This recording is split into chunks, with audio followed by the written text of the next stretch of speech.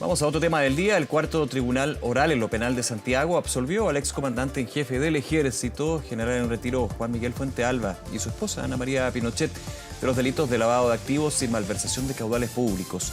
La Fiscalía pedía 15 años de cárcel para Fuentealba y 10 para Pinochet. Vamos a profundizar en esta resolución. Para eso estamos con el abogado Marcelo Drago, expresidente del Consejo para la Transparencia. Marcelo, como siempre, gracias por estos minutos. ¿Qué tal? Hola, buenas tardes. Gusto saludarte, Nicolás. Igualmente, Marcelo. A ver, primero, en lo general, ¿cuáles son las conclusiones que tomas, Marcelo, con respecto a al veredicto que tuvo el Tribunal Oral en lo Penal? Finalmente absuelve al excomandante jefe del Ejército y su cónyuge también. Bueno, yo creo que es una lección para el país, en el sentido de que la presunción de inocencia existe, que los antecedentes penales, las imputaciones penales merecen un estándar probatorio fuera de toda duda razonable, y que en este caso no se alcanzó. Creo que yo escuché una parte de la resolución, fue bastante larga, pero tenía una lógica muy impecable. Creo que el trabajo del tribunal en ese sentido fue muy serio y también representa una lección, yo creo, para el Ministerio Público y para el tipo de antecedentes que se reúnen para hacer estas acusaciones, que demostraron no ser suficientes y que en algunos momentos la propia jueza señaló que habían sido deficientes. Un caso creo que muy llamativo desde ese punto de vista. No creo que despeje todas las dudas que muchos que hemos estado involucrados en temas de transparencia tenemos sobre cómo se usan los gastos reservados en el país. Creo que hay varios otros casos. Recordemos que el ex director de la Policía de Investigaciones también está involucrado en temas de gastos reservados. En otros minutos, en otra rama de las Fuerzas Armadas también hubo dificultad en esta materia. Sí. Y creo que el capítulo de gastos reservados sigue abierto. Pero aquí se produjo algo que en derecho siempre existe, pero está un poco olvidado, que es la presunción de inocencia. Sí, claro. Voy a profundizar en un ratito más en lo que tiene que ver con el tema de gastos reservados, y lo hemos conversado también ampliamente otras veces, Marcelo, pero con respecto a lo que fue la resolución de la jueza en este caso, y la siguiente frase fue bastante larga porque habrá que esperar la sentencia, evidentemente, y lo que puede ser los recursos que presenta el Ministerio Público, que busca la nulidad en este caso, pero dice: existe falta de precisión y rigurosidad en la investigación. El análisis contable se debe hacer bajo el prisma del lavado de activos, lo que da cuenta que el enfoque estuvo centrado en una causa distinta llevado en otra sede. Esto pensando en la investigación de la ministra en visita, Romy Rutherford. Y también hubo críticas con respecto a las pericias de la Policía de Investigaciones. En algunos portales, de hecho, y algunos medios se hablaba y se recordaba lo que fue en términos de la derrota para el Ministerio Público, lo que fue el caso Bomba en su minuto. ¿Tú crees que se puede hacer, quizás no el paralelo por lo que se estaba investigando, pero sí en términos de no tener la prueba suficiente para justificar un delito grave como este? Sí, con la diferencia del caso Bombas, que en ese tipo de delito era mucho más complejo recoger claro, antecedentes. Estamos hablando de delito, bueno, como de instalación de artefactos. No había... Esta investigación sobre lavado de activos era muy documental, sobre la base de documentos, de transferencias, de adquisiciones, de patrimonio, de análisis contable, que en buena medida sí, fueron las pruebas que se aportaron y las pruebas que terminaron siendo que de hecho se critica que no se revisó, o no sé si es así, pero el concepto, digamos, pero que no se revisó el patrimonio de Fuentealba antes de ser comandante jefe del Ejército para hacer una comparativa si había enriquecimiento en base a dineros públicos, por ejemplo.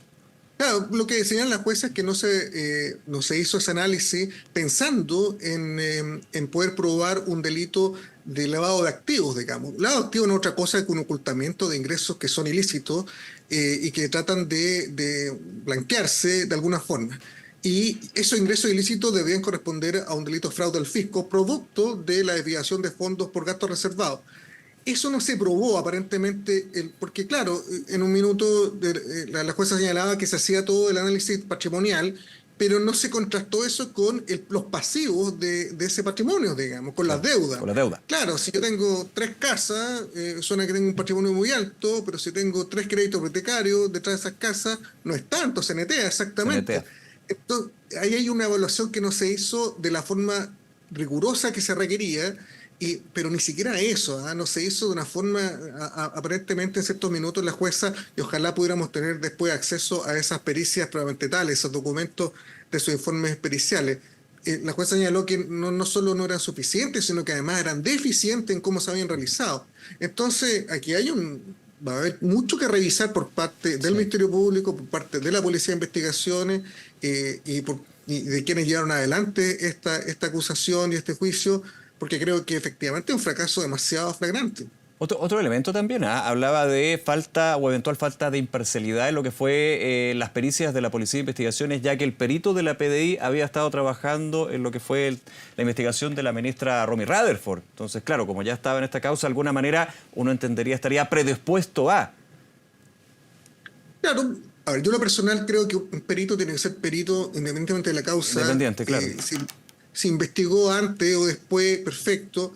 El problema es cómo lo investigó, digamos. Y si efectivamente es la causa que lleva la ministra Rutherford, que es por fraude al fisco, todavía no solo tiene un autoprocesamiento, y la propia jueza dice el autoprocesamiento del modelo antiguo.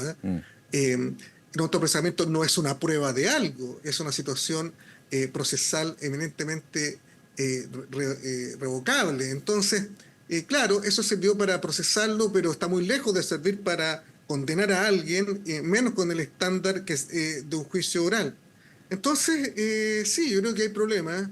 Yo no tengo ningún antecedente para objetar la imparcialidad de esos peritos, pero claramente lo que se señaló es que fue deficiente en los informes que presentaron. Sí. Para ir al tema que yo planteaba, Marcelo, y cerrando este punto de lo que fue la resolución y el veredicto del Cuarto Tribunal Oral en lo penal de Santiago. Ahora, el paso que puede seguir el Ministerio Público en tu experiencia es recurrir a la nulidad del caso, es reabrir el caso, una nueva investigación. ¿Así debería ser, digamos, la postura de la Fiscalía? Si no hay nuevos antecedentes, Tiene que haber nuevos antecedentes.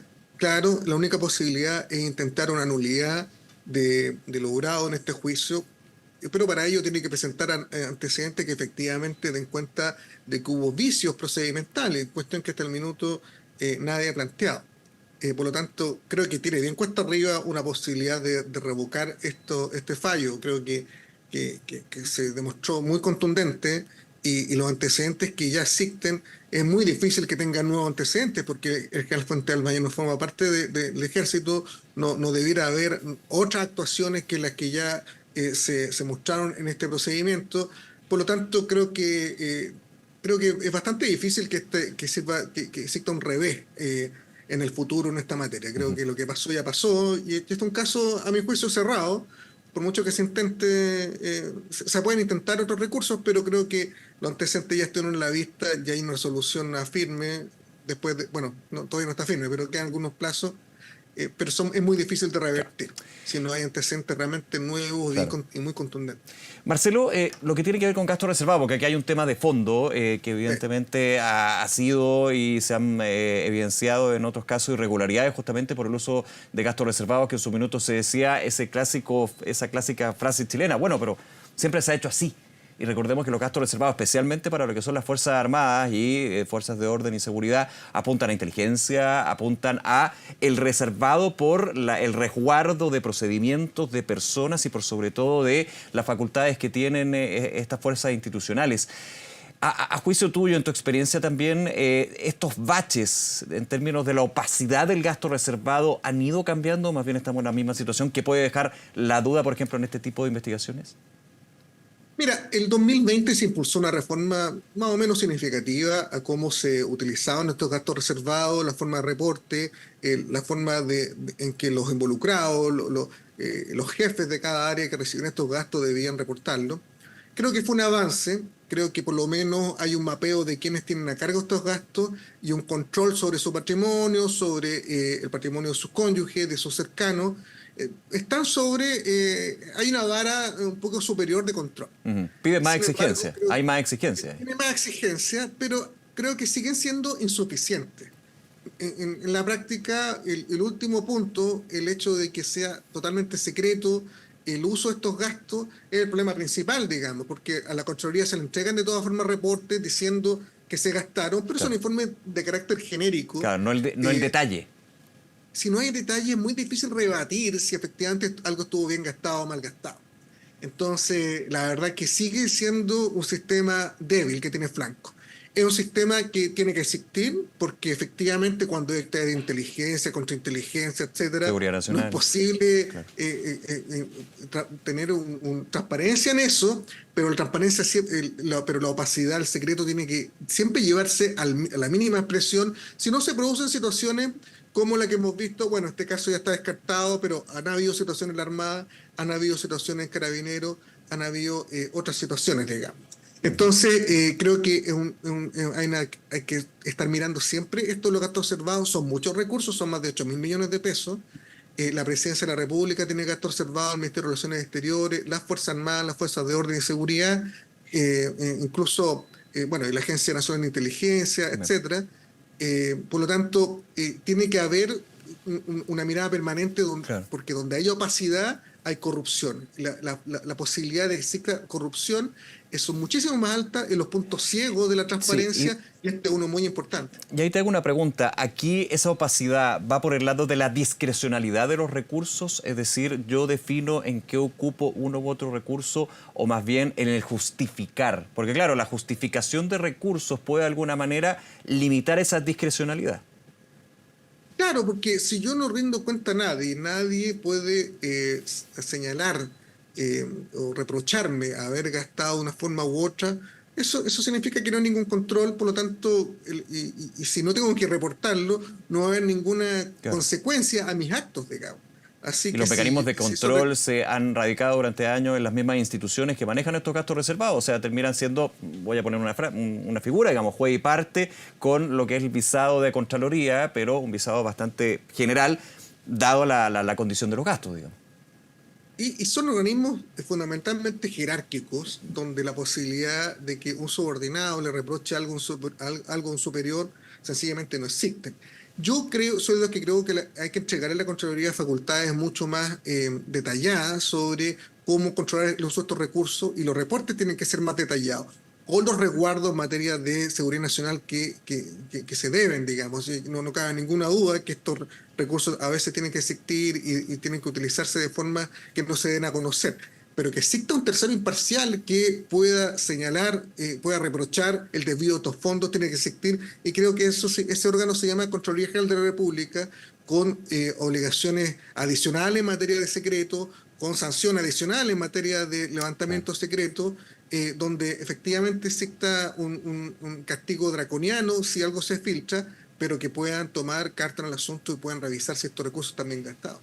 Marcelo Drago, como siempre, gracias por conversar con nosotros aquí en Canal 24 Horas. Que esté muy bien. El gusto es todo mío. Buenas tardes. Hasta luego. Gracias, Marcelo.